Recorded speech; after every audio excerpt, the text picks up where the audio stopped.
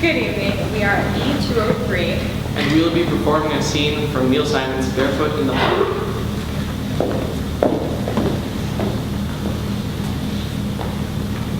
I'm beginning to wonder if you're capable of having a good time. Why? Because I like to wear my gloves in the winter? No, because there is at least a bit of adventure in you. Do you know what you are? You're a watcher.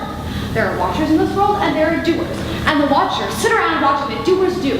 Well, tonight you watched and I did. Yeah. Well, it was harder for me to watch what you did than it was for you to do what I was watching. Oh, your hair now for a minute. What, Paul, sometimes you act like a what? A stuffed shirt? I didn't say that. That's what you're implying. That's what you're anticipating. I didn't say you're a stuffed shirt, but you are extremely proper and dignified. I'm proper and dignified. When? When was I proper and dignified? Oh, right. The other night at Delvino's. You were drunk, right? Right, I was stoned. There you are. I didn't know until you told me in the morning. You're a funny kind of drunk. You just sat there looking unhappy and watching your coat.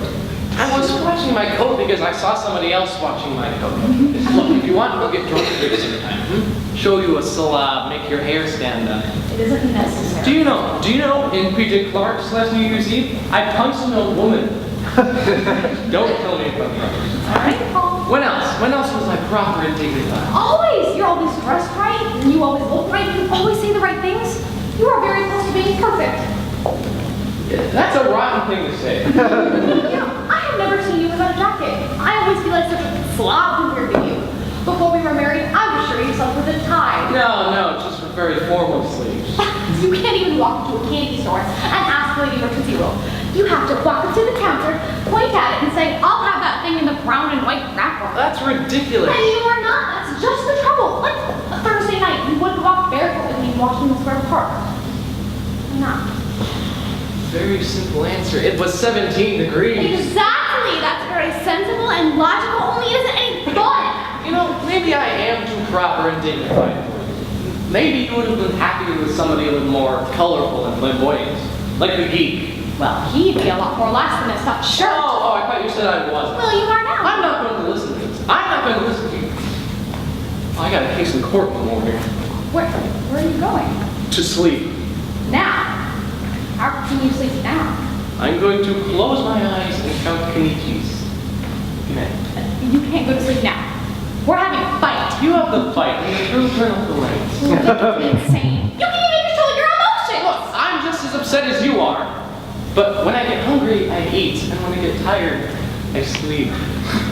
Well, you eat and sleep too, don't deny it, I've seen you. Not in the middle of a crisis! What crisis? We're just yelling a little. You don't consider this a crisis? Our whole marriage hangs in the balance! It does? When did that happen? Just now. It seemed to be very clear that you and I have absolutely nothing in common.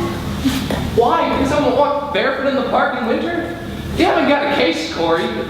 Adultery, yes. Cold feet, no. Don't oversimplify this. I'm angry. Can't you see that? Corey, it's 2:15. If I can go to sleep in about half an hour, I can get about 5 hours sleep.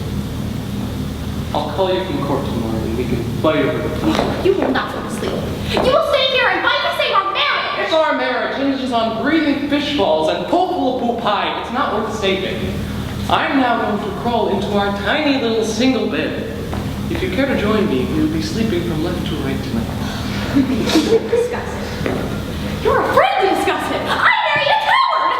Corey, would you bring in a pail to the closet? Oh, I hate you. I hate you. I really, really hate you. There is one thing I learned in court. Be careful when you're tired and angry. You might say something you will soon regret. I am not tired And a coward. and after not saying something I will soon regret. Okay, Corey, maybe you're right. Maybe we rushed into this marriage a little too fast. Maybe love isn't enough. Maybe two people should have to take more than a blood test.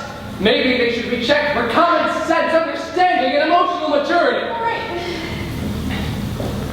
Why don't you get past the Supreme Court? Only those couples writing letters to the psychiatrist proving they're well adjusted. We were meant to be married.